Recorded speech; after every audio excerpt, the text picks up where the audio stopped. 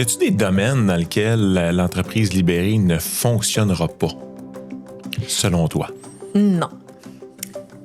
Puis là, j'ai des constats parce que non, il y a pas de domaine dans lequel ça ne fonctionnera pas parce que c'est encore une fois, c'est profondément humain. Donc là où il y a des humains, il y a une possibilité de s'organiser autrement. De la même façon que quand on décide de où on va en vacances puis de comment on fonctionne, on n'a pas personne qui nous dit comment faire. On s'auto-organise ou on s'auto-organise. Là, c'est la période des fêtes qui s'en vient. On s'auto-organise sur notre horaire puis sur comment ça va fonctionner. Donc, non. En même temps, en ce moment au Québec, je suis vraiment curieuse de voir ça se passe où puis comment. En ce moment au Québec, j'ai peu constaté. En fait, j'ai pas encore trouvé d'organismes publics qui ont adopté des fonctionnements comme ça, alors qu'en France ou en Europe ou ailleurs dans le monde, il y en a plusieurs qui ont déjà emboîté le pas, qui ont déjà commencé à vivre l'organisation autrement du côté public.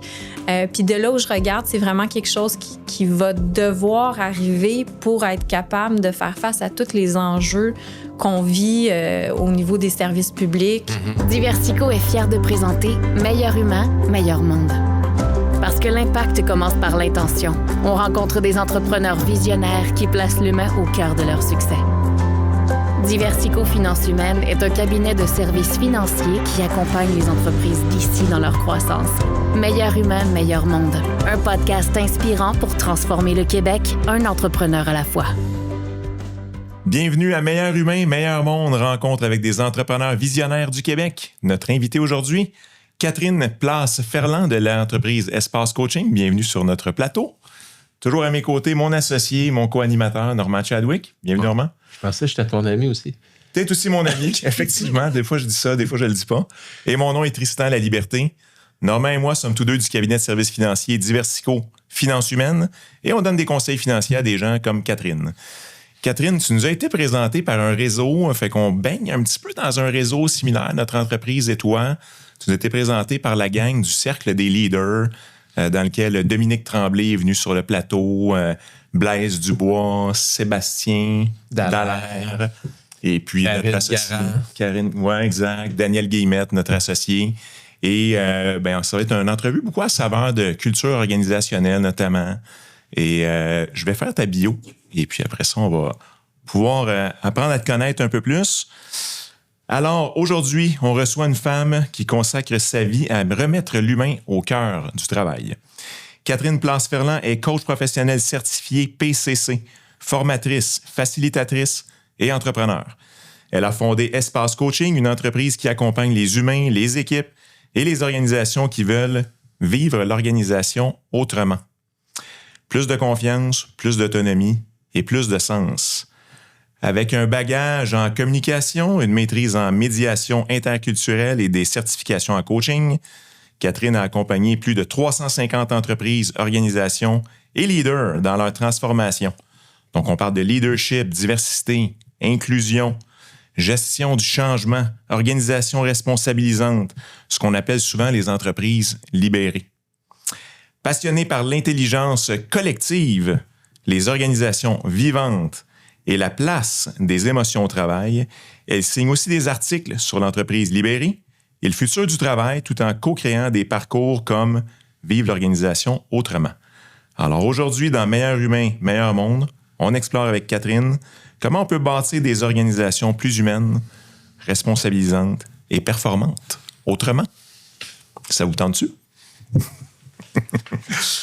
Catherine, on va commencer par une petite section où est-ce que on te demande de pas trop amener ton cerveau à la table.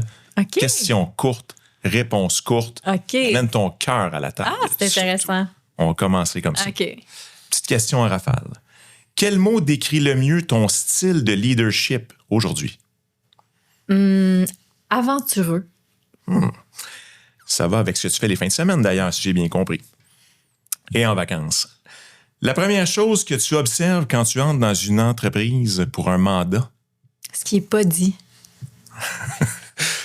Un mythe sur l'entreprise libérée que tu voudrais voir disparaître demain matin? Merci de poser cette question. C'est l'anarchie. n'y a pas de leader, il n'y a plus personne qui décide, c'est toutes des mythes. All right. Effectivement, on entend souvent ça quand on parle de notre propre culture. Une question de coaching que tu poses tout le temps à tes clients. Il y a une question bien simple là, qui permet de creuser, puis est très connue en coaching, puis c'est le quoi d'autre. Mm-hmm. Une autre que j'aime, c'est justement qu'est-ce que tu veux pas me dire, là? Puis, ben non, mais là, ça, je peux en poser plusieurs, mais. Honnêtement, je pourrais en prendre une troisième. Si tu veux, tu en avais une sur le bout des lèvres. Des fois, là, tu sais, quand on est rendu un peu plus loin, on est un peu plus. Tu sais, qu'est-ce que l'amour ferait dans cette situation-là? Uh-huh. J'adore. Un livre ou une ressource qui a transformé ta vision du travail ou des organisations?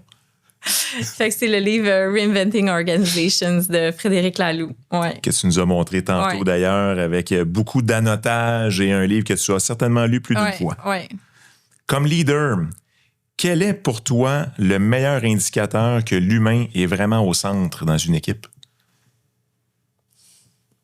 Et encore une fois, c'est dans le non-dit, c'est dans ce qu'on sent. On va sentir que les gens sont heureux, sont relâchés. Dans ce qu'on observe aussi, ils sont capables de nommer des choses que, crime, il a pu nommer ça, là. Ouais. Fait que c'est bon signe quand il y a de la place pour nommer des choses qui ailleurs. Exactement. Puis dans les entreprises manufacturières, souvent, on va constater que c'est plus propre, qu'il y a peut-être des murs coupe-son qu'on a pris en considération, que la façon dont la peinture est faite, ça respecte encore plus l'humain. Ouais, souvent, on va constater ça. Mm-hmm. Donc, les non-dits puis un peu l'environnement. Exact. Une pratique concrète pour amener plus de confiance et d'autonomie dans une équipe dès cette semaine? C'est une bonne question. Première chose, je pense que c'est quand on te pose une question comme leader pour amener une solution, renvoie la question. C'est tout. All right. J'aime ça aussi. Quand toi, tu te sens dépassé, c'est quoi ton réflexe pour revenir à l'équilibre? Bonne question. Tout simple, respirer. Qu'est-ce que les voyages d'aventure t'ont le plus appris sur le leadership? Tellement de choses. Pour moi, c'est directement lié. Tout passe. Puis une leçon, une année que je me suis dit après un voyage, qu'il y avait beaucoup de côtes, il y avait de la météo éprouvante. Je me suis dit, mais l'énergie que je passe dans mon quotidien à éviter les côtes, alors que là, je fais juste m'y engager, avancer, puis tout ce que je développe en faisant ça. Mm-hmm.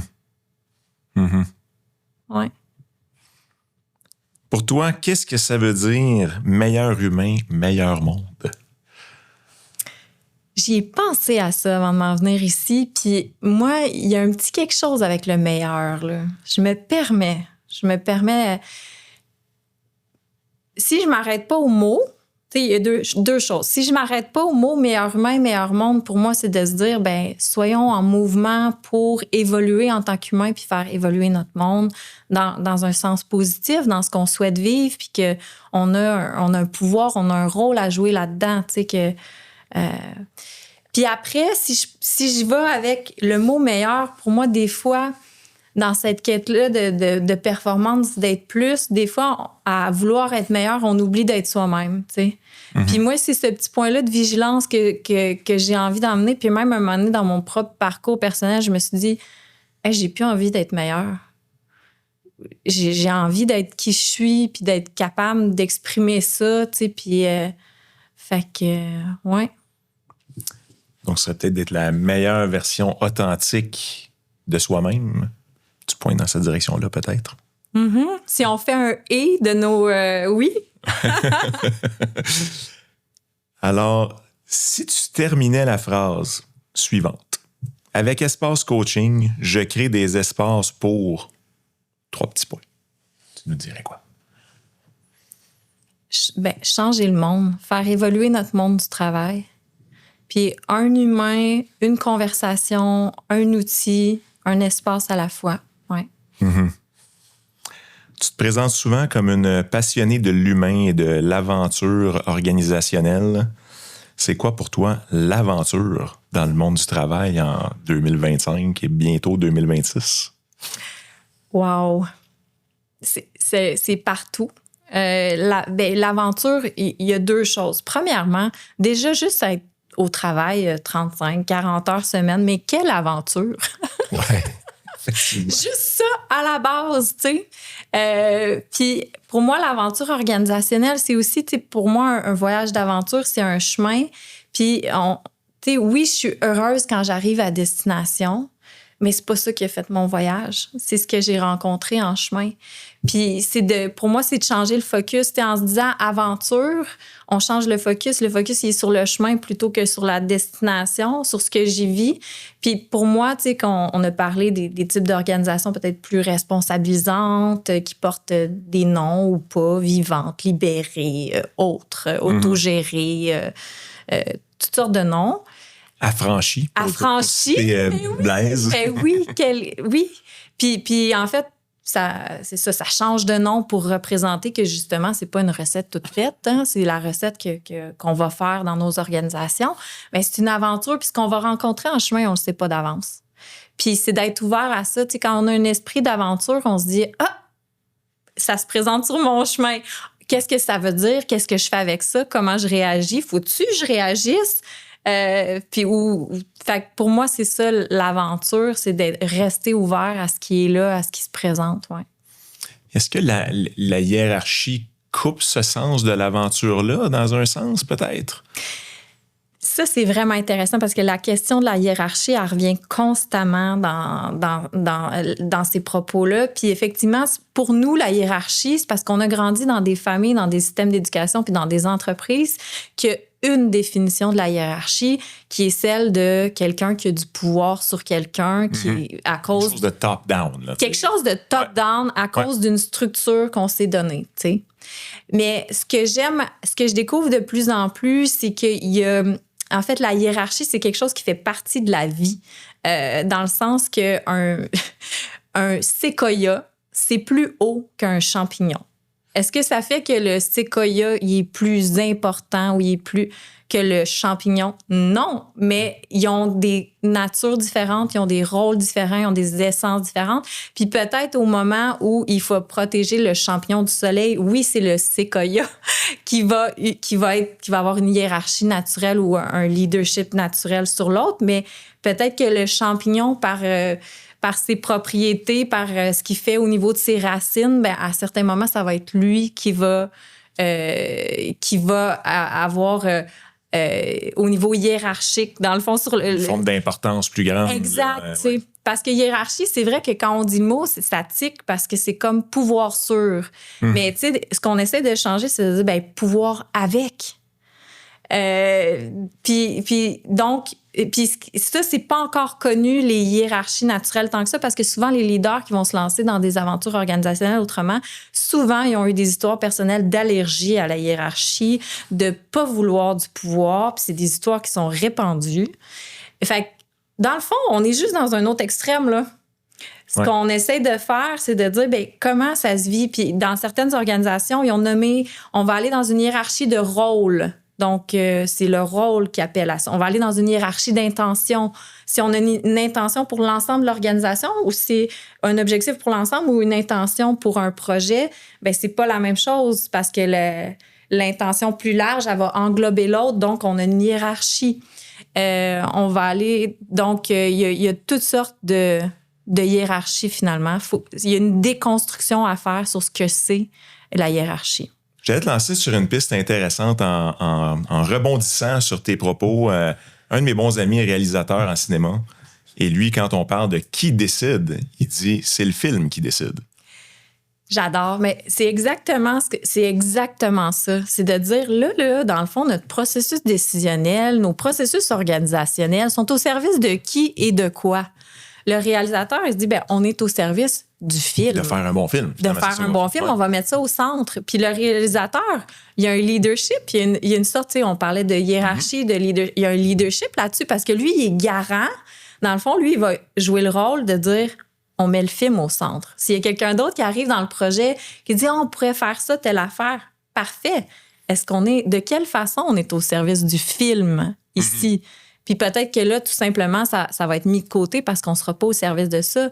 Donc, c'est vraiment ça. On est au service de la vie, de la création de valeur, de là où c'est... La mission de l'entreprise, on peut Ouais. dire. C'est quoi qui serait le film, un peu? Puis vous avez interviewé Catherine Morneau. Une fois, je l'ai entendu dire, tu sais, eux sont dans une aventure responsabilisante.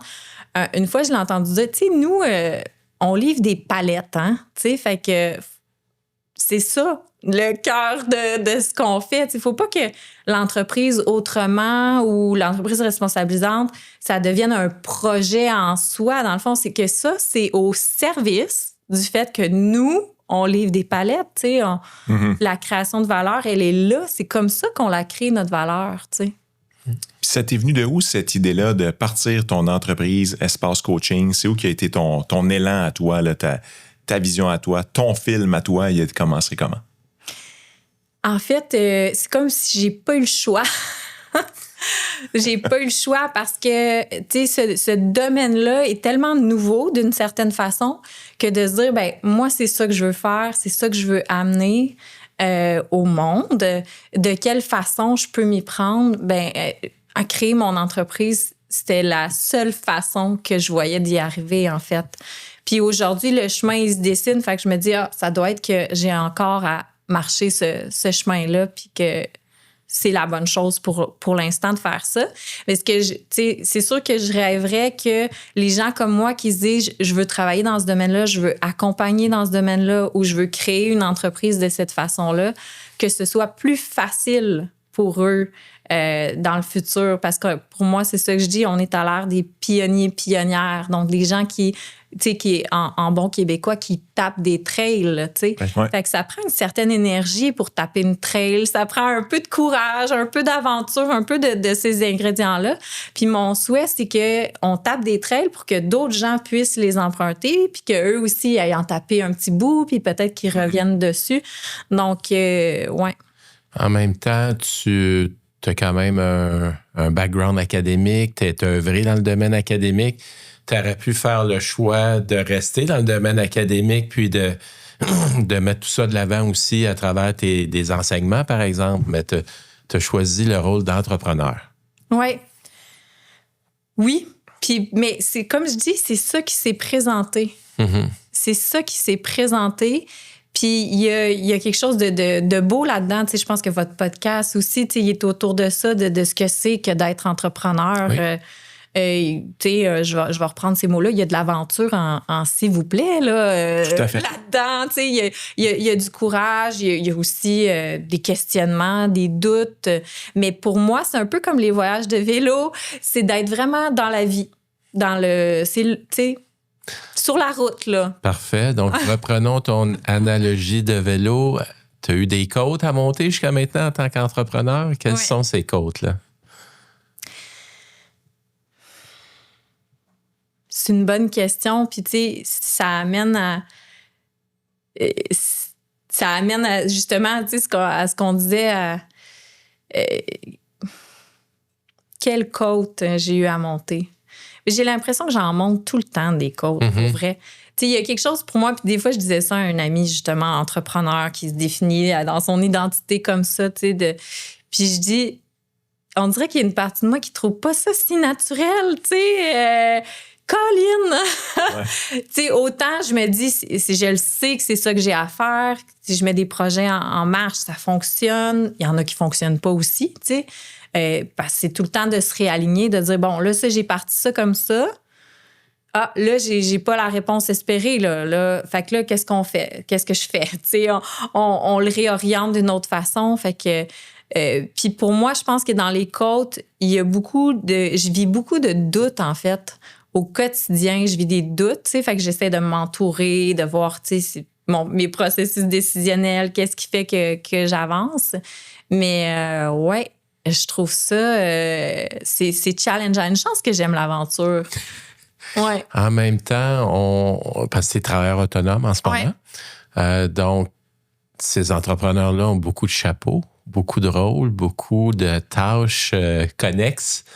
Tu viens de dire, j'aime m'entourer, donc j'entends là-dedans que tu vas chercher de l'aide aussi. Est-ce que tu trouves que tu t'es bien entouré rapidement ou ça aurait pu être plus vite? Comment tu définirais là, ce parcours-là par rapport à tous ceux qui t'aident en ce moment? Et je me sens vraiment très bien entourée. Tu sais, je pense que, on en parlait hors entrevue, tu sais, du rapport à l'argent. Tu sais, il y a quelque chose à défaire aussi de se dire, ben, tu sais, là, ce que je veux, c'est être entourée, avancer. Je vais le faire, tu sais. Puis ça va générer, tu sais, ça va générer pour l'entreprise aussi. Fait que de trouver ces mécanismes-là, en fait, pour bien s'entourer. Puis quand je parle de s'entourer, tu sais, oui, on parle, tu sais, au niveau financier, au niveau de la comptabilité, au niveau de l'administration, de la structure. Mais pour moi, ce qui a beaucoup de valeur aussi, c'est les partenariats. Comment travailler en collaboration. Puis comment aussi, tu sais, je suis une coach, hein. Fait que se faire accompagner, c'est quelque chose qui fait partie de mon quotidien. Justement, quand j'ai un blocage ou quand j'ai un doute, je laisse pas traîner. Tu sais, je suis comme, on va l'adresser tout de suite. Ouais. Donc, est-ce que tu trouves que les entrepreneurs tardent à se faire coacher, se faire accompagner, se faire challenger, se faire tout ce que je viens de dire finalement? On remarque souvent que des fois, il y a de l'orgueil mal placé. Des fois, justement, par leur position hiérarchique dans l'entreprise, ils veulent pas montrer un signe de faiblesse. Je sais pas, mais on a souvent l'impression que des fois, ils attendent trop tard. C'est quelque chose que tu constates? Oui. Oui. Ça fait une différence dans leur vie, dans leur paix d'esprit, dans leur quiétude. Ça fait une différence aussi sur l'entreprise, les gens qui la constituent. Ouais. C'est intéressant ce que tu amènes parce que les entrepreneurs aussi, ils ont un impact sur leur propre vie. Puis ce qu'il y a de beau, c'est ça qu'on disait aussi, ils ont un impact sur la vie des gens qui viennent travailler dans leurs organisations, oui, avec qui ils collaborent, avec leur famille aussi. Tu sais, il y a des situations justement financières des fois ou des revirements avec des crises comme la COVID, où là, j'ai entendu une entreprise, ils ont passé au feu, ou là, tu sais. Fait pour moi, se faire accompagner, c'est quasiment une responsabilité. C'est sûr que dans ma profession, je vois tout l'impact positif que ça peut avoir au niveau individuel, au niveau collectif. Mais quand on voit aussi que la personne qui est l'entrepreneur dans le projet organisationnel dans lequel on vit, qui prend action quand ça va pas, qui s'entoure, qui se fait accompagner, ben ça crée de la confiance aussi. Puis aussi, on a parlé de vulnérabilité, on en parlait aussi avant l'entrevue, de dire, on constate qu'il y a comme deux syndromes, là. Tu sais, il y a le syndrome de l'invincible, héroïque, puissant, puis de l'autre côté, peut-être le syndrome de l'imposteur qui est là. Fait que comment on fait pour avancer, pour cheminer entre les deux? Ou avec les deux. Mais pour moi, on va aller chercher l'invincible, va aller chercher beaucoup de puissance dans sa vulnérabilité, puis l'imposteur va aller chercher beaucoup de puissance dans sa puissance. Fait que comment on fait pour intégrer les deux? Pour moi, ça prend effectivement soit un accompagnement ou autre. Mm-hmm. Tout à fait. Avant de fonder Espace Coaching, tu as travaillé là, en recrutement international. Oui. Comment ces expériences-là t'ont formé et t'ont amené? Quel genre d'apprentissage tu as eu là-dedans qui fait la personne que tu es aujourd'hui et la coach que tu es aujourd'hui? Ça a été des expériences de vie et de travail tellement précieuses. À travers ça, j'ai accompagné beaucoup d'entreprises au niveau du recrutement international, au niveau de missions internationales, au niveau de recruter des gens venus d'ailleurs. J'ai accompagné des individus aussi, à peine arrivés au Québec, à se trouver un emploi. Ouais. Donc, ça a vraiment fait partie de mon cheminement. Ouais. Tu parlais, je lisais dans ta bio, tu parles d'inclusion beaucoup. Est-ce que justement l'inclusion est quelque chose que tu as appris en accueillant, par exemple, des immigrants qui arrivent ici puis que, je veux dire, ils ont tout à apprendre, mais c'est la même chose pour un employé qui a peut-être de la misère à trouver sa place dans une organisation, tout comme on peut avoir de la misère à trouver notre place dans une société. Est-ce que c'est ça qui t'a façonner peut-être d'une certaine façon? C'est un bon flash. Trouver sa place, c'est vraiment quelque chose qui est important dans n'importe quel collectif, en organisation, dans une famille, dans un couple, dans une société d'accueil. Pour moi, l'inclusion, c'était quelque chose de naturel. C'est depuis que j'étais tout petite que je me disais, hey, ces gens-là venus d'ailleurs, ils ont vraiment quelque chose à nous apporter, tu sais. Puis je comprenais pas pourquoi, en fait, il y avait autant de barrières ou de différences, tu sais. Fait que pour moi, l'inclusion, il y avait quelque chose de naturel là-dedans. Puis c'était ce que j'avais envie d'amener à cette époque-là. Puis là, tu sais, comme tu l'as nommé, c'est comme si là, ça prend une perspective plus large. Comment on peut, effectivement, chacune avoir notre place dans la société, dans nos organisations. Comment on peut contribuer pleinement. Puis, ouais.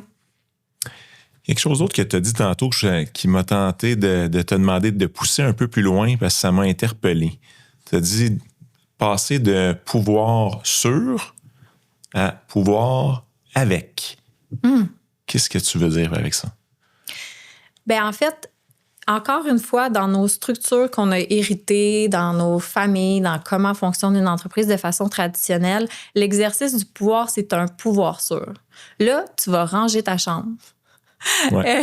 Tu sais, t'as pas fait ton devoir, tu vas avoir une punition. Dans le fond, tu vas faire ça pour vendredi midi. Tu vas me rendre ce rapport-là vendredi midi non négociable. Ouais. En même temps, on a besoin de structure, qu'on se le cache pas. Là. On a besoin de se structurer, de s'organiser comme société. Puis on en a parlé, on a tous du pouvoir, on a tous, la hiérarchie existe. Mais maintenant, comment on fait pour que ce pouvoir-là soit un pouvoir partagé puis que on laisse la place à ce qu'on appelle la motivation intrinsèque. Parce que quand on exerce un pouvoir sur, on est dans la motivation extrinsèque, donc extérieure à l'individu. Si tu fais pas ça, puis même des fois, on veut utiliser... Si tu fais pas ça, tu perds ta job. Oui, mettons, avec c'est ça. Bon, mais tu sais, certain que je vais le faire, là. Ouais. En même temps, après, ça se peut que je sois fâchée. Ouais. Parce que j'ai fait quelque chose que je voulais pas vraiment faire. Mais ça se peut que, au fond, au bout du compte, c'est ça que tu voulais. Puis si on était entré dans une relation d'égal à égal, un pouvoir sûr ou même avec une structure avec des rôles et responsabilités, ça se peut que tu n'aurais pas eu besoin de me le demander parce que je me serais dit, ben ça, c'est mon rôle. C'est à moi de le faire. Je vais le faire. Puis deuxièmement, ça se peut que tu me l'aurais demandé, peut-être d'une autre façon, puis que ça serait venu de moi de dire, ouais, j'y vais, tu sais. Fait que le pouvoir sûr, pour moi, ou avec le pouvoir avec, donc le pouvoir partagé, il se base beaucoup plus sur une motivation intrinsèque, l'envie de faire quelque chose que de se le faire imposer finalement. Qu'est-ce qui explique qu'on parle tellement de l'humain dans l'entreprise depuis quand même quelques années? Je pense quand même un mouvement qu'on parlait pas de ça il y a 50 ans, là, j'imagine, ou je ne saurais pas exactement quand dans le temps. Alors que maintenant, je regarde juste tous les gens qu'on a reçus ici sous une forme ou une autre. Je ne sais pas si c'est nous autres qui attirons ça, peut-être, ou le titre du podcast. Mais quand même nos clients qui ne sont pas venus dans le podcast, tout le monde a une attention assez particulière actuellement à une forme ou une autre de culture intéressante, le bonheur au travail, prendre soin des gens. C'était pas ça avant, là. Qu'est-ce qui a amené ça? Qu'est-ce qui fait que tout d'un coup, les entreprises ont besoin de s'asseoir puis réfléchir à ça? C'est quoi qui explique ça? Écoute, là, j'ai envie de te renvoyer la question avec l'échantillon que t'as. Je veux pas te révéler tous mes secrets. Le spotlight est sur toi pour aujourd'hui. Tu sais, ce que je peux voir, mais je suis quand même curieuse, Tristan. Ce que je peux voir de là où je regarde, c'est que la société change, OK? Tu sais, depuis... tu sais, on en parle, c'est la pandémie. Pour moi, ça a été un point tournant de dire, on pensait que c'était une grosse crise, que tout allait changer, puis que non, c'était le début de quelque chose d'autre qui est encore plus incertain. Ouais, c'était pas juste une parenthèse. Non, c'est ça, qui a encore plus de changements. Donc, tu sais, je parlais à une entreprise cette semaine, ils m'ont dit, ben nous, dans l'industrie 2D, 3D, crédits d'impôt qui sont coupés. Au niveau des travailleurs étrangers, on a perdu la moitié à cause des changements. L'autre entreprise à côté, comme je dis, nous, on a passé au feu. C'est comme, tu sais, les entrepreneurs que vous accompagnez, vous devez voir là, tout ce qui se vit en ce moment. Fait que complexité augmente, crise augmente. Puis de l'autre côté, je vous parle du sondage Gallup sur la motivation au travail. Les chiffres ne font que baisser d'année en année. On est rendu là à... si je prends l'image d'un canot, là, pour vous mettre les statistiques, là, un canot, 5 travailleurs dans un canot. Il y en a un en avant qui rame pour éviter l'iceberg. Ouais. Il y en a 3 qui rament pas parce que c'est pas clair là, où est-ce qu'on s'en va, la direction, là, ça fait pas trop de sens. Fait que je vais juste comme pas mettre ma rame à l'eau. Puis il y en a un en arrière qui barre du mauvais bord pour saboter, pour nous faire rentrer dans l'iceberg. C'est ça, aujourd'hui, l'état de la motivation au travail. Fait qu'imaginez l'organisation comme le canot, là, ça va mal. Je partirais pas dans une aventure avec un canot comme celui-là, décrit comme cela. Puis c'est intéressant parce que c'est ça que les statistiques nous disent. Tu sais, ça varie dans certains pays, dans certaines organisations, tout ça est variable. Mais c'est ça que les statistiques nous disent en ce moment. Fait qu'en tant qu'entrepreneur, tu as eu un réflexe d'entrepreneur de dire, ben moi, c'est qui je veux dans mon canot? Ouais. Puis aussi, c'est quoi que moi, je veux vraiment vivre comme aventure? Je veux-tu vivre le pouvoir sûr où je sens que dans le fond, tout le monde est frustré parce que j'arrête pas de leur dire quoi faire? Ou j'ai envie de vivre quelque chose de le fun où dans le canot, on a du plaisir, on est motivé, inventif. Il y a quelqu'un qui dit « Hey, je pense que l'iceberg s'en va de ce bord-là si on faisait ça. » tu sais. Ouais. Qu'est-ce que j'ai vraiment envie de vivre? Tu sais? Donc, on parlait, un des mythes, tu disais que tu voulais déconstruire, c'est le chaos dans les organisations. Ouais. Ce que tu viens de décrire dans le canot, là, il y en a du chaos, là. Donc, est-ce que le chaos vient du type d'organisation ou vient de la motivation qui est pas au rendez-vous? Ce fameux terme de chaos-là, puis de confusion dans les organisations, j'ai l'impression que ça vient pas vraiment du style organisationnel, mais de d'autres raisons. Qu'est-ce que tu as observé, toi? De où tu vois que ça peut venir? Ben, écoute, ça vient définitivement tu as abordé un des thèmes qui est la motivation. Ça vient, selon moi, aussi de la direction que tu reçois par rapport à la grande mission de l'entreprise. Est-ce que tes valeurs collent à cette mission-là? Puis comment toi, tu peux te réaliser à travers ce que tu fais. Donc, je donne certains indices, mais c'est toi l'experte aujourd'hui, là. Puis, ben en fait, ça fait sens que tu partages là. Tu sais, de dire, puis aujourd'hui aussi, tu sais, on a parlé des changements. Tu sais, on va dire, il y a un changement générationnel, il y a un changement de société. Tu sais, je veux dire, moi, je vous l'ai dit, j'ai parti mon entreprise parce que je voulais que mon travail serve la mission que j'ai envie d'amener dans le monde, tu sais.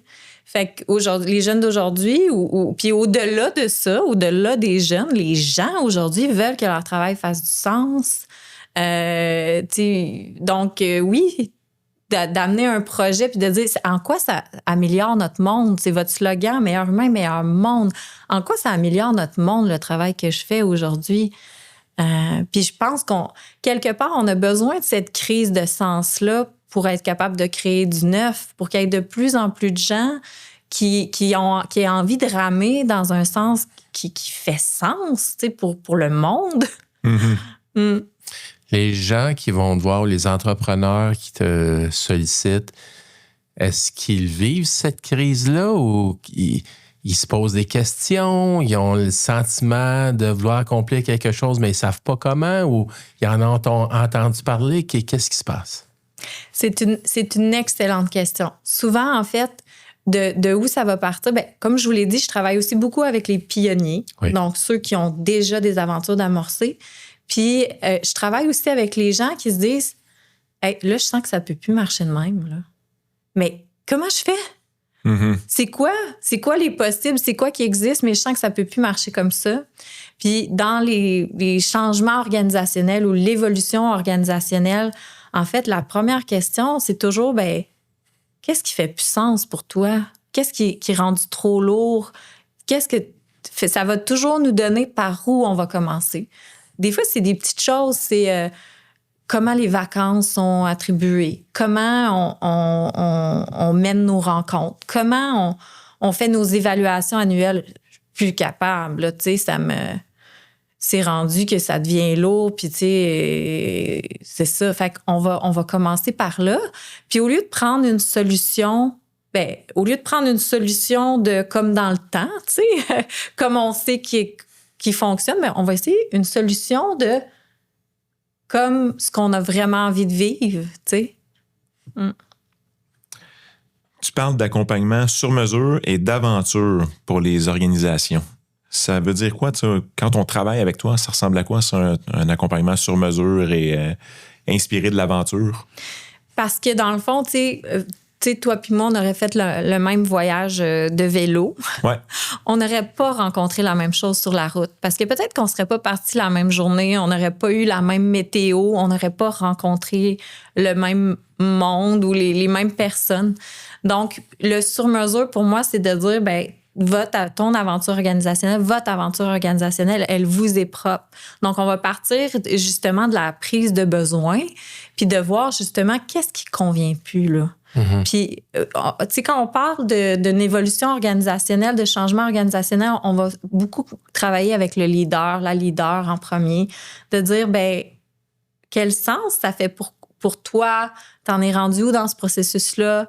Comment tu verrais que ton organisation pourrait être? T'sais, ce serait quoi que tu as vraiment envie de vivre? Puis à partir de ce travail-là, quand la leader est prêt, là, on va aller au niveau organisationnel pour justement identifier par où on commence, avec qui on travaille pour faire évoluer cette culture-là, finalement. Puis, comment que ça prend de temps à peu près? On jase, là, tu sais. Disons, là, tu rencontres un entrepreneur qui est complètement dans l'ancien monde, mais il se rend compte que ça marche plus, la motivation au travail est complètement au plancher, il perd du monde à tout bout de champ, le monde ne sont pas heureux chez eux, puis il s'en rend compte, là, tu sais. Puis, il se rend bien compte que son entreprise ne se réalisera plus avec ce modèle-là. Et puis là, il voudrait passer de cet ancien modèle complètement désuet à être libéré. C'est quoi les grosses étapes là-dedans? Combien de temps ça prend? C'est quoi les plus gros challenges?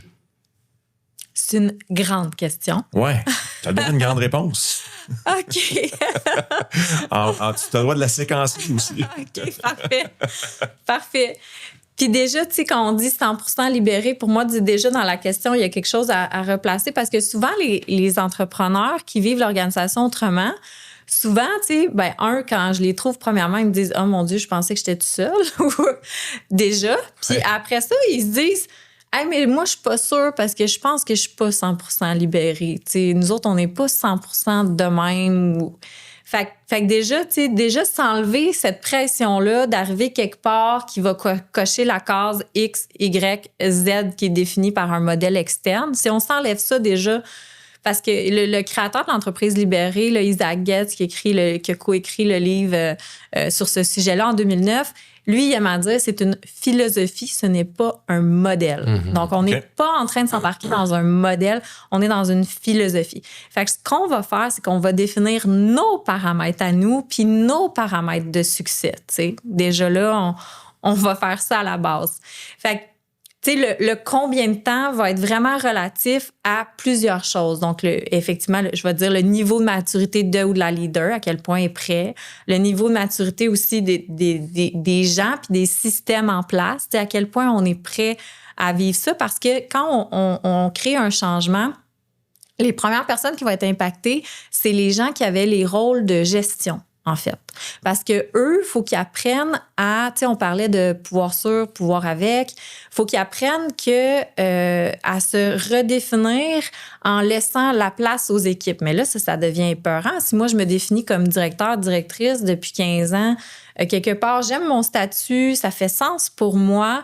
Mais là, on me demande de ne plus donner de réponses aux équipes, de les laisser trouver leurs solutions, de les accompagner à trouver leurs solutions. Là, c'est un changement de posture complet, là. Donc, fait que c'est ça. Fait que leader déjà comme entrepreneur ou DG ou etc. Deuxième chose, on va chercher à accompagner les gens qui avaient du pouvoir structurel, puis à voir, c'est quoi cette posture-là justement de partage de pouvoir. Puis c'est sûr qu'il y a aussi les gens qui étaient habitués à ne pas avoir de pouvoir structurel. Comment je peux prendre responsabilité? Puis dans certains cas, il y a des gens qui n'ont pas envie de ça, ni de changer de titre de poste, ni de se mettre à prendre des initiatives. C'est vraiment correct parce que tout se peut. Donc, c'est ça. Mais on va identifier avec l'organisation par où on commence. Souvent, on va prendre soin de ça en premier. Donc, les gens qui avaient effectivement du pouvoir structurel. Puis aussi, un autre des mythes, c'est que ça veut pas dire qu'il y a plus de gens en position de gestion. Tu sais, comme dans l'entreprise responsabilisante ou comme chez Morneau, par exemple, ils ont encore des gens, là, maintenant, c'est des rôles qu'ils exercent, mais il y a des gens qui vont prendre les responsabilités. Donc, c'est de voir comment on veut redéfinir notre modèle. On va faire notre diagnostic ensemble, en fait, puis on va définir ensemble jusqu'où on veut aller. Fait que ça va dépendre de la bouchée qu'on veut prendre, tu sais. Je rebondis sur, je voyais dans ma tête le directeur, là, que ça fait 15 ans qu'il est directeur, tout le monde se réfère à lui, c'est lui qui a toutes les réponses à toutes les questions, puis c'est lui qui cale les shots, là, comme on dit en bon québécois. Est-ce qu'il se sent menacé, cette personne-là, quand quelqu'un comme toi débarque dans l'organisation et commence à parler de cette transformation-là, et comment il se réinvente? Premièrement, c'est intéressant parce que déjà, comme on parle d'une transformation, c'est hyper important. Puis il y a quelque chose de délicat là-dedans. Fait que premièrement, c'est pas à moi d'en parler. Souvent, c'est là où la leader qui va... tu sais, comme avec AD+, que vous avez reçu, Dani, elle, ce qu'elle a fait, c'est qu'elle a déposé son sac de roche. Elle est arrivée avec son sac à dos, puis elle l'a déposé devant l'équipe en disant « ça ne peut plus fonctionner comme ça ». Puis il y a un soin à avoir de dire, tu sais, si on fait juste dire aux gens « hey, demain matin, on va être une entreprise libérée », on n'explique pas le concept, on n'explique pas ça veut dire quoi, on n'explique pas ça part d'où. Chaos. Peur. Puis il y en a qui vont interpréter ça comme je peux faire liberté, je peux faire ce que je veux quand je veux, comme je veux. Alors que la liberté, elle vient toujours avec son pendant, la responsabilité, qu'il y a de la structure qui vient soutenir cette liberté-là. Une liberté, ce n'est pas l'anarchie. L'anarchie, ce n'est pas de structure. Donc déjà, la façon dont on parle de ce qu'on a envie de vivre est hyper importante. Puis moi, j'ai tendance à ne pas créer d'espèce d'idéal ou de commencer même avec du vocabulaire, plus de commencer avec moi, ce que j'ai envie qui change. Là, comme dans notre histoire de sac de roche, par exemple. Moi, je peux plus porter tout ça, là. Comment on fait pour le porter ensemble plus d'une certaine façon pour le bien de l'organisation? J'allais dire, tu étais sur un bel élan, mais depuis tantôt, je vois le dénominateur commun pour moi, c'est les émotions. Dans tout ce genre de discours-là, de transformation, d'adaptation, les gens vivent beaucoup, beaucoup d'émotions, à commencer par justement le leader qui initie cette transformation-là, mais comment on arrive à gérer ces émotions-là ou à les transformer, à ce que ça devienne un élément positif, un élément créateur, un élément qui est rassembleur, plutôt que destructeur ou négatif? C'est une bonne question. Puis souvent, en fait, en organisation ou même individuellement, dans nos couples, dans nos familles, il y a un principe de base qu'on oublie souvent qui est celui de juste laisser de l'espace pour écouter ça. Juste ça, là. Mais vous le savez, là, vous faites oui de la tête. Vous avez eu des clients là, qui sont arrivés avec des émotions dans votre bureau. Ça arrive, oui. Qu'est-ce que vous avez fait? On les écoute. On les a écoutés. On les laisse s'exprimer. C'est intéressant parce qu'en organisation, des fois, on va oublier ça comme leader. Puis qu'est-ce qui fait qu'on oublie ça? C'est de dire, hey, là, s'ils se mettent à défaire tout ce que je suis en train de faire, ou là, si ça dégénère trop, on sera pas capable de réchapper la patente. Fait que là, on ferme ça. Mais ce que ça fait, c'est que ça va continuer à bouillir sous la cocotte minute. C'est un peu comme la fameuse image du tableau de bord. On a eu des signaux sur notre tableau de bord. On a décidé qu'on n'allait pas écouter ça. Ben, ça se peut que le moteur y pète. J'ai l'impression que souvent, les gens laissent pas la place ou le temps à ces expressions-là. Autrement dit, on a un agenda, on part à 9 heures, on finit à 5 heures, peu importe. Puis, c'est régimenté. L'agenda est régimenté. On a des sujets à couvrir. Puis, ben là, quand ça déborde du sujet, et souvent, c'est parce qu'il y a des émotions qui doivent être exprimées, ben, on n'a pas le temps. On n'a pas le temps. Puis, c'est évacuer un peu du processus.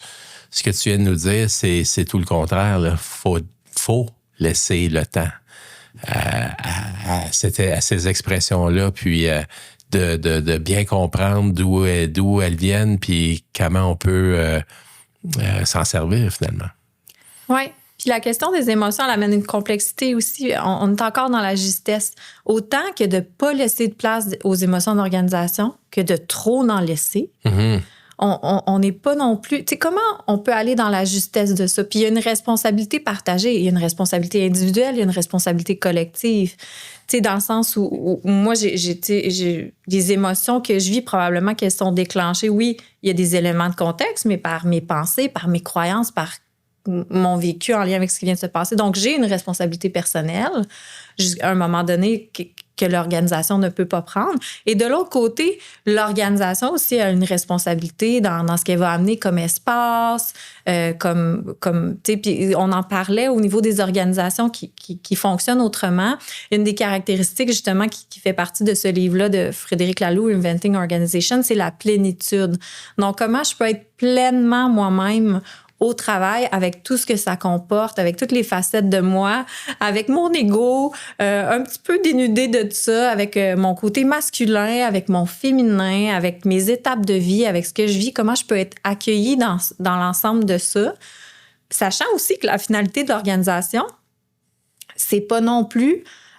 on va pas non plus faire sa thérapie, entre guillemets, au travail. Mm-hmm. On va contribuer à un projet commun, mais ça peut être profondément transformateur, comme l'aventure de la vie l'est en soi, comme l'aventure de la famille ou l'aventure du couple peut être profondément transformatrice, tu sais. Oui. Y a-t-il des domaines dans lesquels l'entreprise libérée ne fonctionnera pas, selon toi? Non. Puis là, j'ai des constats parce que non, il n'y a pas de domaine dans lequel ça ne fonctionnera pas parce que c'est encore une fois, c'est profondément humain. Donc là où il y a des humains, il y a une possibilité de s'organiser autrement. De la même façon que quand on décide de où on va en vacances puis de comment on fonctionne, on n'a pas personne qui nous dit comment faire. On s'auto-organise ou là, c'est la période des fêtes qui s'en vient. On s'auto-organise sur notre horaire puis sur comment ça va fonctionner. Donc, non. En même temps, en ce moment au Québec, je suis vraiment curieuse de voir ça se passe où puis comment. En ce moment au Québec, j'ai peu constaté.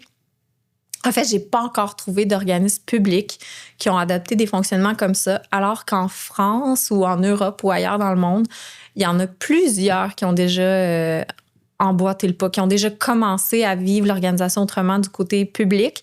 Puis de là où je regarde, c'est vraiment quelque chose qui va devoir arriver pour être capable de faire face à tous les enjeux qu'on vit au niveau des services publics. Mm-hmm. Puis, mis à part la hiérarchie, on ramène quand même beaucoup la hiérarchie dans le modèle, mais il y a d'autres choses là, derrière ça. C'est quoi les autres gros éléments qui va différencier une entreprise libérée de les autres modèles organisationnels qu'on peut connaître? Il y a beaucoup de choses. Il y a vraiment beaucoup de choses. Tu sais, on parlait aussi de la place de la contribution. On est sur servir. On est effectivement sur la confiance que plutôt sur le contrôle. On est sur des rôles plus que sur des titres ou des postes. Ouais. On est sur une communication ouverte je fais un signe de rond, comme de feedback, de loop. Ouais. Plus directe, plus régulière, plus authentique qu'une évaluation annuelle sur une année. Dans certains cas, on peut être même sur la transparence des chiffres plutôt que sur l'opacité.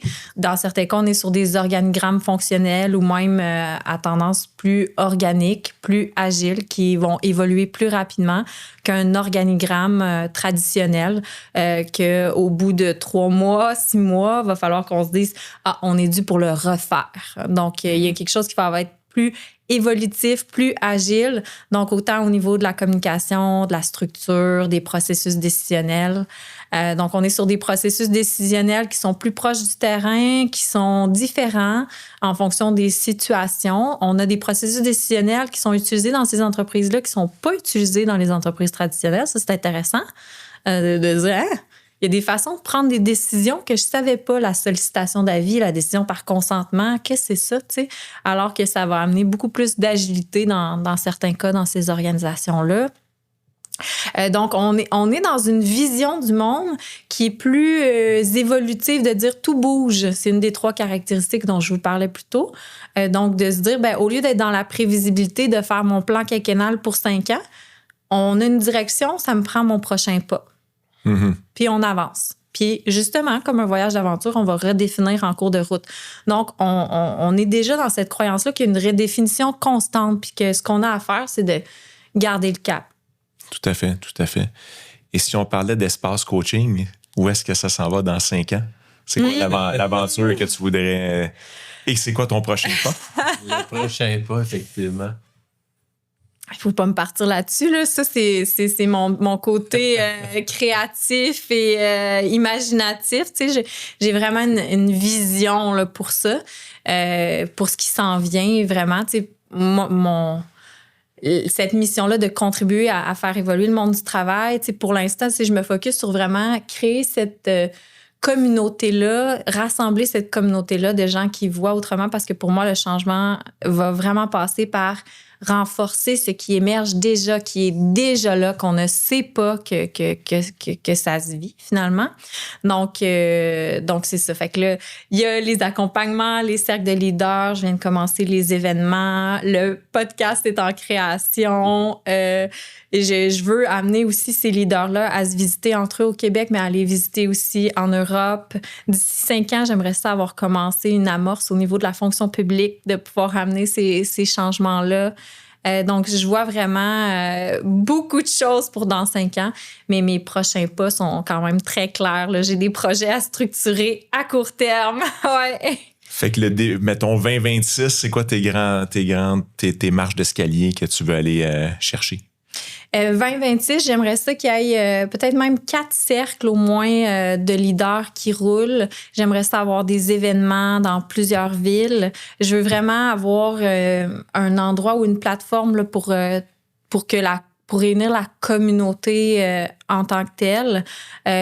Encore qu'il y ait des nouveaux accompagnements. Il y a le parcours aussi de formation Vive l'organisation autrement qui va revenir au printemps. Donc, j'aimerais ça peut-être même faire 2 cohortes cette année. Puis, il y a plein de choses que je vois pas encore, comme ce qu'on a dit. Fait que je vais me laisser aussi un peu de place pour la surprise, l'imprévu, ce qui va se présenter, parce que si tout est plein, il n'y a plus de place pour ce qui a envie d'arriver. Mm-hmm. Absolument. Et puis, comment tu composes avec ta vie familiale à travers tous ces beaux grands rêves-là? C'est une bonne question. Mais ça reste que, pour moi, il y a vraiment une importance à ces moments-là, tu sais, c'est au cœur de ma vie. Tu sais, j'ai un petit garçon. On parlait de justesse. Hein, je l'ai fait plusieurs fois, ce geste-là, tu sais, d'aller à gauche, d'aller à droite. Tu sais, comment le plus possible d'être dans la justesse. Puis pour moi, un nourrit l'autre. Donc, l'aventure entrepreneuriale nourrit les liens d'amitié, nourrit l'amoureuse, la mère. Tout ça se nourrit, tu sais. Fait que c'est ça. Puis même... Dans certains cas, j'essaie de créer mon entreprise, pas dans le mode traditionnel de dire là, il faut que je sois à côté. Puis non, tu sais, comment ce projet-là peut servir vraiment ce que je veux vivre dans ma vie. Tu sais, c'est comme ça que je l'oriente. Puis ça varie. Tu sais, des fois, ça va dans les extrêmes. C'est des choses qui arrivent, là. On va te donner une autre opportunité ici qu'on ne donne pas à tout le monde, OK? Mais tu as l'air d'avoir une bonne banque de bonnes questions. Nous, on rencontre des entrepreneurs à toutes les semaines. On en rencontre à peu près 5 la semaine prochaine, je pense. Pour le podcast comme tel, ce serait quoi la question à leur poser qu'on pourrait ajouter à nos canevas d'entrevue et qui, selon toi, nous donnerait là, un accès à qui ils sont? Bien, avant d'aller là, c'est quoi l'intention de votre podcast? Bien, l'intention du podcast, c'est de faire rayonner les histoires des entreprises de chez nous, en français d'une part, parce qu'il y a beaucoup de matériel qui existe, qui sont écoutés, viennent beaucoup des États-Unis. C'est un des constats qu'on avait fait, là, qui nous avait dit, nous, on a la chance de rencontrer. Fait qu'il y a une question autour de faire rayonner des histoires. Une question autour d'entendre. Une des choses qui nous fait beaucoup plaisir, c'est quand un entrepreneur nous dit qu'il écoute le podcast en faisant son treadmill ou en connectant la maison à son bureau, puis qu'il y a des inspirations qui lui viennent parce qu'il est autrement. Partage d'expérience. Avec beaucoup de partage d'expérience. Et effectivement, nous, notre mission dans la vie, c'est meilleur humain, meilleur monde. Fait que là, apparemment qu'il y a une centaine de mille de personnes qui auraient entendu ces 4 mots-là, tout raboutés. Fait que c'est un peu tout ça, là, si je te réponds rapidement à la vision, la mission là, derrière le podcast. Puis là, je vais te retourner une question avant de répondre à la question, parce que je vais répondre à la question. Ouais. Selon toi, là, jusqu'ici, c'est quoi les meilleures questions qui ont eu le plus d'impact d'aller là?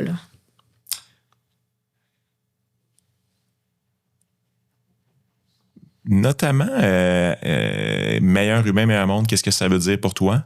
C'est quelque chose qui pointe vraiment pile dans la direction du titre du podcast. Celle-là, on a fait quand même du chemin dessus. Et le pire, c'est que j'ai traqué ça, fait que je pourrais t'en repartager, parce qu'on a traqué un peu quelles questions on semble avoir eu le plus de valeur, d'avoir décollé des belles conversations. Mais la première qui me vient, c'est celle-là, là, sans préparation. OK. Puis là, en plus, t'as traqué les autres. Ouais. On les a pas encore utilisés. On essaie de garder notre rythme de vivre l'épisode et de laisser les questions nous émerger par surprise, beaucoup plus que de se suivre, mais tout de même. Oui. Mais pour moi, il y a 2 choses. Il y a la question, puis il y a l'espace dans lequel il est posé. T'sais, quand j'écoute le podcast, je sens qu'il y a une profondeur, il y a quelque chose qui s'est installé. Je le vis en ce moment, là. Ouais. Fait que déjà, ça, c'est comme, pour moi, c'est au moins la moitié de l'équation. Mm-hmm. L'autre moitié, c'est effectivement la question, tu sais. Ouais. Puis là, tu t'as amené quelque chose d'intéressant, la bonne question au bon moment. Puis là, je suis à l'écoute de qu'est-ce qui émerge comme à ce moment-ci qui aurait de l'impact, tu sais. Ouais. Impact étant aller dans l'authentique, dans le vrai, dans l'histoire de la personne, tu sais. Ça pourrait devenir comme la question à Catherine.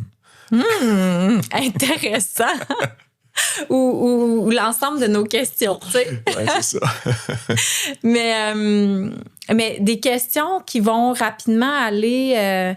tu sais, justement, la première question des fois que j'avais dit, qu'est-ce que tu t'es dit que tu n'allais jamais partager à personne? Mm-hmm. Ou des questions aussi simples que c'est quoi ta plus grande fierté? Tu sais, tu t'as parlé, tu sais, Normand, toi, tu m'as adressé celle au niveau des obstacles. Celle-là, elle peut ouvrir, mais elle peut faire peur, elle peut refermer aussi. Je vais-tu là? Dans tout ce que j'ai vécu, tu sais. Puis... Plus grande fierté, on a fait du chemin avec celle-là quelques fois ça. au micro ici, effectivement. Ou tu sais, qu'est-ce qui te rend le plus fier? Ou tu sais, une de tes plus grandes fiertés dans ton parcours entrepreneurial. On a fait du chemin avec celle-là quand même. Puis ça peut être aussi, tu sais, qu'est-ce que tu penses que ton entreprise, tu sais, on est dans 100 ans, ton entreprise, ça se peut qu'elle n'existe plus. Qu'est-ce qu'elle a amené au monde? Mm-hmm. Tu sais, en quoi, justement, meilleur humain, meilleur monde, tu sais, en quoi cette entreprise-là, elle a amené du meilleur pour des humains puis pour le monde? Mm-hmm.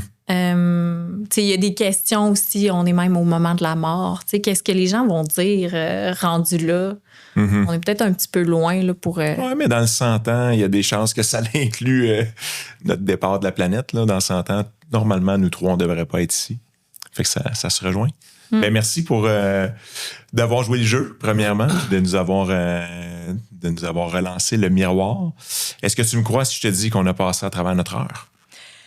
Là, oui, parce que je me suis retournée et j'ai vu le chronomètre, mais à ce moment-là, j'ai eu une surprise. Le temps passe toujours très vite quand on est dans des discussions comme celle-ci. Un sujet inépuisable, vraiment. Moi, je trouve que tu as choisi une belle entreprise, finalement. Tu as choisi quelque chose qui, selon moi, on est à peine dans les premiers balbutiements de tout ça.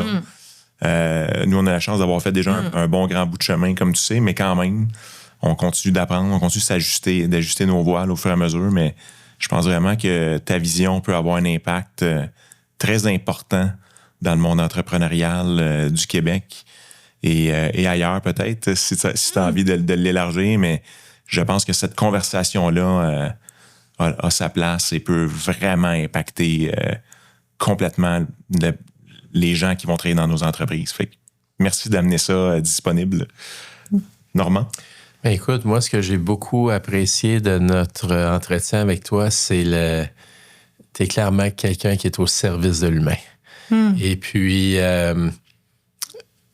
de façon très humble, très, très, très dédiée. C'est pas rare qu'on rencontre des gens où on essaie toujours de deviner c'est quoi le plan qu'il y a en arrière pour eux. Avec toi, il n'y a pas ça du tout. Il y a tellement cette transparence-là vers l'autre, vers l'humain. Puis je suis certain qu'en même temps, ça te nourrit énormément. Mais c'est avec beaucoup de tendresse même que tu abordes l'humain. Puis avec une grande ouverture. Donc, merci de ton partage aujourd'hui. Je suis certain que ça va allumer beaucoup d'antennes et générer des questions chez nos auditeurs. Donc, merci beaucoup, Catherine. Merci. Je suis vraiment touchée de ce retour-là, puis d'être avec vous. Puis, quelque part, on est déjà en train de le créer ensemble, avec les voix que vous portez, avec ce que vous vivez aussi chez Diversico. Fait que, déjà hâte de vous retrouver sur la route. C'est sûr qu'on va se retrouver sur la route. Merci. Diversico est fier de présenter Meilleur humain, meilleur monde. Parce que l'impact commence par l'intention. On rencontre des entrepreneurs visionnaires qui placent l'humain au cœur de leur succès. Diversico Finances Humaines est un cabinet de services financiers qui accompagne les entreprises d'ici dans leur croissance. Meilleur humain, meilleur monde. Un podcast inspirant pour transformer le Québec, un entrepreneur à la fois.